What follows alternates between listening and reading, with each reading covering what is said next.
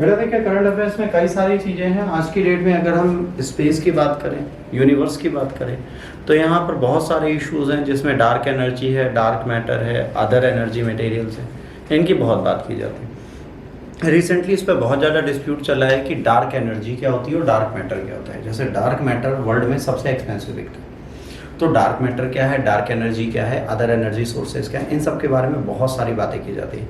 Dark energy दिखती नहीं भाई, लाइट ही नहीं इमिट करेगी तो दिखेगी कहाँ से। जो अदर एनर्जी होती है वो लाइट इमिट करती है, पर डार्क एनर्जी लाइट इमिट नहीं करती। तो एक ना एक सिचुएशन तो आपके सामने ऐसी बनी रहती है जो आपको नहीं दिख रहा है। ऑर्डिनरी क्या होता है, मैटर और डार्क मैटर में डिफरेंस क्या होता है, पहले आपको ये समझना है। ऑर्डिनरी मैटर और डार्क मैटर आपको कहाँ पे डिफरेंसेस देता है, याद रखना। नॉर्मल मैटर जो है वो जो हम डायरेक्टली ऑब्जर्व कर सकते हैं वो सब हमें दिखता है, क्योंकि यहाँ पर एक विजिबल लाइट होती है जिसके थ्रू ये सारी चीज़ें प्रॉपरली ऑब्जर्व की जाती हैं। और जब उन्हें ऑब्जर्व किया जाता है, ठीक है, तो अब जब उन्हें प्रॉपर मैनर में आप ऑब्जर्व कर लेते हैं और सब चीज़ें कर लेते हैं तो आपको दिखने लगती हैं। जैसे इंफ्रारेड से, जैसे जो गैलेक्सीज हैं वर्ल्ड वाइड, जो आपको यूनिवर्स में बहुत सारी गैलेक्सीज देखने को मिलती हैं, वो बेटा आपको कैसे देखने को मिलती हैं, वो सारी वो गैलेक्सीज हैं जो आपको देखने को तब मिलती हैं जब आप उन्हें प्रॉपर मैनर में ऑब्जर्व करते हैं। तो उनको ऑब्जर्व कैसे किया जाता है, इंफ्रारेड से। अब ये इंफ्रारेड क्या होती है, इन लाइट्स को कैसे यूज़ किया जाता है, ये कहाँ से इमिट करती हैं, ये सारी बेसिक क्वेश्चंस होते हैं जिनका आंसर हमें निकालना होता है। तो जब आप कभी इंफ्रारेड की बात करते हैं तो इंफ्रारेड लाइट्स क्या होती हैं, जैसे कभी गैलेक्सी या यूनिवर्स की आप बात करेंगे और वहाँ से कुछ चीज़ों को अगर आप ऑब्जर्व करेंगे तो आपको ये दिखता है कि बेटा कई सारी ऐसी बेसिक एलिमेंट्स और बेसिक चीज़ें आपके सामने आ जाती हैं कि सर अगर ये चीज़ें हमारे पास नहीं होती तो शायद हमें कभी पता ही नहीं चलता कि इंफ्रारेड से भी गैलेक्सीज पुरानी पुरानी दिख जाती हैं। यहाँ से बिलियंस ऑफ लाइट ईयर्स दूर जो है वो चीज़ें हमें ऑब्जर्व हो जाती है, हमें पता चल जाता है यहाँ पर एक गैलेक्सी है जो इस तरीके से वर्क करती है। ये सारी चीज़ें बेटा हमें तब पता चलती है हम उन प्रॉपर गैलेक्सीज को देखते हैं। तो वो जो गैलेक्सीज हमें दिख रही हैं वो ऑर्डिनरी मैटर के कारण दिख रही हैं, ठीक है। तो टेलीस्कोप जो डिटेक्ट कर सकता है लाइट को, जो हम नहीं देख सकते, जैसे अल्ट्रावायलेट और इंफ्रारेड। तो सारे मैटर्स जो है वो एटॉमिक पार्टिकल से बने हैं जिसमें प्रोटॉन, न्यूट्रॉन, इलेक्ट्रॉन आता है। It can exist as a gas, solid, liquid, plasma, है ना, और the charge particle. While normal matter everywhere जो हम रहते हैं वो है। तो नॉर्मल मैटर वो है जो हर जगह दिखता है, जैसे ये पेन, हम, आप, हम सब नॉर्मल मैटर हैं। पूरे यूनिवर्स का जो ऑब्जर्वेबल मटेरियल है जिसमें अर्थ भी आएगी वो पता कितना है, सिर्फ 5%। मतलब ओवरऑल यूनिवर्स में जितने आप स्टार्स देखते हो, जैसे हम कहते हैं हमारे स्काई में तो मिलियंस ऑफ स्टार्स, वो टोटल यूनिवर्स का सिर्फ 5%। मतलब जो हम विजिबल यूनिवर्स ढूंढ रहे हैं बेटा वो सिर्फ 5% है जिसको हम अभी तक नहीं ढूंढ पाए। डार्क मैटर क्या होता है, like ordinary matter, dark matter take up into the space and holds mass, but it does not reflect, absorb और radiate light, at least not enough for us to detect. अब ये लाइट नहीं observe करता तो क्या है, हम लोग इसे डिटेक्ट नहीं कर सकते, हमें प्रॉपर मैनर में दिखता नहीं। जब इसका हम डिटेक्शन नहीं कर सकते तो इसके बारे में हम कोई बात नहीं कर सकते। While scientist have measured the dark matter make about 27% of the Cosmos. 5% कौन बना रहा है, नॉर्मल मैटर, और ये कितना बना रहा है, 27%। और अभी इसके बारे में हम श्योर नहीं है, अभी साइंटिस्ट को बहुत सारी चीज़ें करनी है। ये कहते हैं एक वेब लाइक स्ट्रक्चर है थ्रू आउट द यूनिवर्स और इसी स्ट्रक्चर के ग्रेविटेशनल फ्रेमवर्क में सारी चीज़ें होती हैं। जैसे आप कभी सोचते होंगे कि सर ये धरती है, लटकी कैसे, तो एक्चुअली लटकी नहीं है, ये डार्क मैटर पे टिकी हुई है। इसको अगर आप ध्यान से देखें कुछ इस तरीके से हमारी अफेक्ट करती है।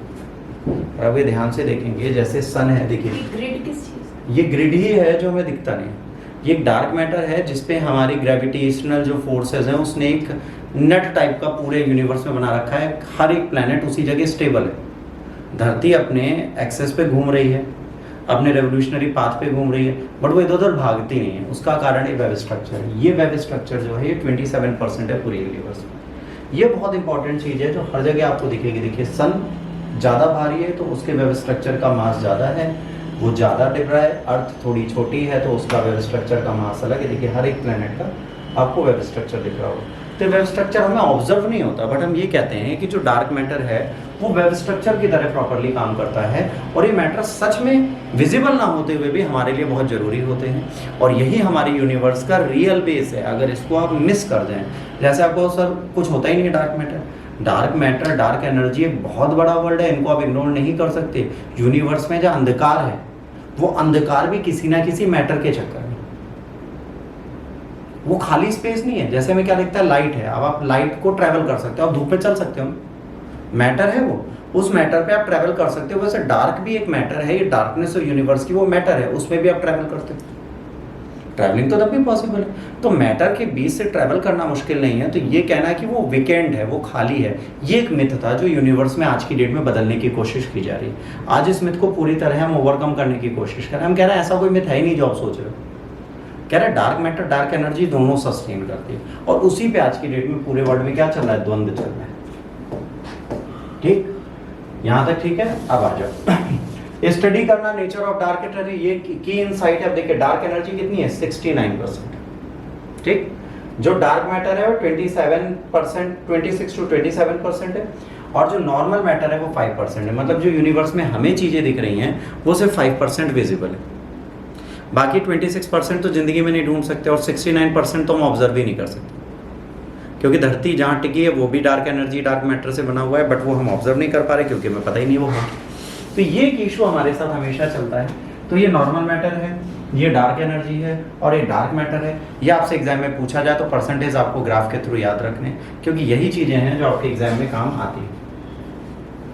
अब बात आती है new map of the universe. आज की डेट में अब हमें लगता है कि भाई मैपिंग कैसे होगी, यूनिवर्स हम किस तरीके से बनाएंगे। तो रिसर्चर्स ने पब्लिश किया है ना, 3 dimensional map of the universe, जो डार्क एनर्जी को है ना स्पेक्ट्रोस्कोपिक इंस्ट्रूमेंट जिसे DSI बोलते हैं उससे निकाला गया है। इसको बोलते हैं डार्क एनर्जी है ना स्पेक्ट्रोस्कोपिक इंस्ट्रूमेंट, DESI। ये एग्जाम में पूछा जा सकता है, इसलिए आपको इसको याद रखना है। प्री ओरिएंटेड टॉपिक के लिए बहुत जरूरी हो गया है, तो ये आपको दिमाग में हमेशा रखना पड़ेगा। अगर आप एग्जाम देने जा रहे हैं तो इस वर्ड को मत भूलिएगा, ये आपका प्री का एक question. Dark energy dark matter के परसेंटेज के बाद ये पूछा जा सकता है।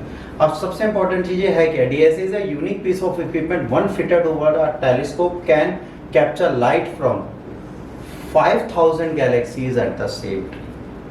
5000 गैलेक्सीज से लाइट को एक ही समय पे डिटेक्ट कर सकता है। ये कोलैबोरेशन है 900 research institution across the world. दुनिया भर में 900 रिसर्च सेंटर ऐसे हैं जिनसे इनका क्या है टाई अप है, और इसमें एक और इम्पॉर्टेंट है जो इंडिया का है, उसका नाम है TIFR, Tata institution of fundamental research. ये इकलौता इंडिया का इंस्टीट्यूशन है जिसमें पार्टिसिपेट करते हैं। सोचो इंडिया से और कोई इंस्टीट्यूशन आज तक नहीं जुड़ा गया, सिर्फ एक जुड़ा गया है जिसका नाम है Tata institution of fundamental research. तो ये दूसरा क्वेश्चन बन सकता है।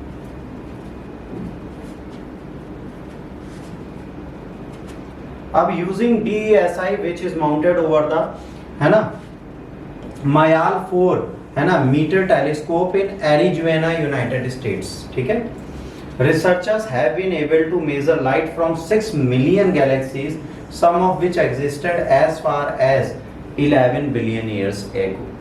अब एक बहुत बड़ा यहाँ पे जो बोला है कि 11 बिलियन ईयर्स पहले जो एग्जिस्ट करती थी, हम उनको रिसर्च में ला रहे हैं। अभी बहुत इंपॉर्टेंट चीज़ हो गई। अगर आप साइंस पढ़ते हो और वेद और रिलीजन को थोड़ा मानते हो तो यहाँ पर बहुत सारी चीज़ें क्या होती हैं।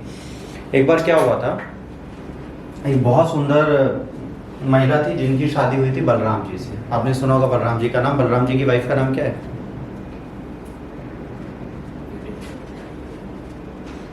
तो जो उनके पिताजी थे वो अपनी बेटी के लिए क्या ढूंढ रहे थे, एक सुयोग्य वर ढूंढ रहे थे। बहुत ध्यान से समझना इन्होंने क्या बोला। ये एक सुयोग्य वर ढूंढ रहे थे। ये कहाँ चले गए? ये ब्रह्मा जी से मिलने चले गए। ठीक है, ब्रह्मलोक। ये ब्रह्मलोक पहुंचे तो वहाँ रेवती के पिताजी क्या थे, ब्रह्मलोक गए, और ब्रह्मलोक पे ब्रह्मा जी के पास खड़े हो गए। और वहाँ पर क्या चल रहा था, कोई प्रोग्राम चल रहा था, तो वहाँ चुपचाप खड़े रहे। जब वहाँ पर वो प्रोग्राम खत्म हुआ है तो उन्होंने बताया कि महाराज मुझे अपनी रेवती का विवाह करना है और एक सुयोग्य वर चाहिए। तो पता है भगवान ब्रह्मा क्या बोलते हैं, बेटा जब तुम निकले थे तब वहाँ सतयुग चल रहा था, त्रेता युग चल रहा था, सतयुग ना, और द्वापर युग में आया। हाँ, तो वहाँ पे राम वाला त्रेता युग चल रहा था, और कह रहे अब जब तुम धरती पे पहुँचोगे तब वहाँ द्वापर युग चल रहा होगा। तो सोचिए यहाँ से ट्रैवल करना और वहाँ से वापस आना का मतलब क्या हुआ, इस अर्थ की जो घटनाएं आप लेके ट्रैवल कर रहे हो लाइट की स्पेस पे, वो घटित हो चुकी हैं। जैसे जो आज आप गैलेक्सी में देखते हैं, तारे फट रहे हैं, कुछ हो रहा है, वो जो स्टार का फॉर्मेशन और स्टार का डेड स्टार और red star, red giant star, ये सब जो हम देखते हैं, ये घटनाएं हो चुकी हैं बहुत पहले, क्योंकि लाइट को ट्रैवल करने में टाइम लगा, हमारे तक पहुंचने में टाइम लगा। जो घटना आज हमें दिख रही है वो घटना पहले हो चुकी है। तो ये कह रहे हैं कि जो बिलियन ईयर्स एगो पहले एग्जिस्ट करती थी, उनको आज हम पढ़ रहे हैं। This was use to prepare most detail map of the universe as yet. अभी क्या कर रहा है, पूरा जो ब्रह्मांड है उसकी एक डिटेल्ड पूरी मैपिंग करेगा कि किस तरीके से एक्चुअली हमारा ब्रह्मांड है। अच्छा, ये जानना हमारे लिए ज़रूरी क्यों है, इस पर भी कई बार क्वेश्चन आता है कि भाई हमें इसके बारे में जानने की ज़रूरत क्यों है। क्योंकि बेटा अगर हम अपने ब्रह्मांड को जान पाएंगे तभी हम खुद को समझ पाएंगे। तो हमें ब्रह्मांड जानने की ज़रूरत है। की highlights by using DSI, mains अगर लिखोगे इसकी जरूरत पड़ेगी।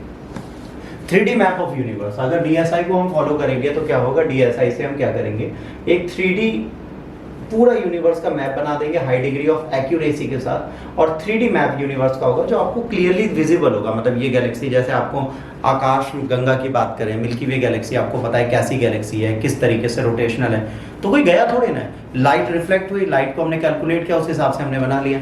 Measurement of the expansion rate of universe, अब ये देखेंगे कि जो यूनिवर्स है वो कितनी तेजी से एक्सपेंड कर रहा है।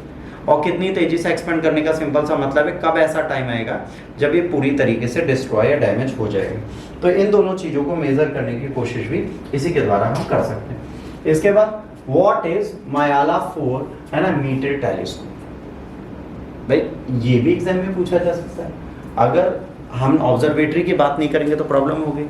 तो भाई हिमालय टेलीस्कोप जो है 158 इंच मतलब 4 मीटर टेलीस्कोप में kit peak national observatory Arizona में है। ये लार्जेस्ट टेलीस्कोप है ऑब्जर्वेटरी, और ये 50 माइल दूर से दिखता है। 50 मील दूर से ऑब्जर्वेटरी आपको दिखने लगेगी। विश्व की सबसे बड़ी ऑब्जर्वेटरी।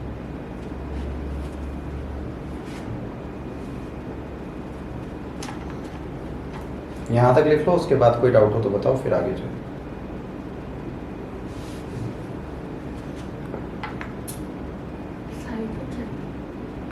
कोई बोल रहा है?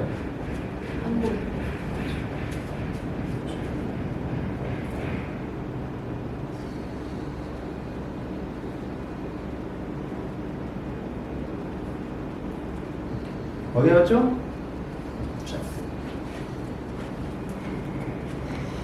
अब यहाँ तक कोई डाउट है तो ये पहला वीडियो था हमारा जो आपके देखा था।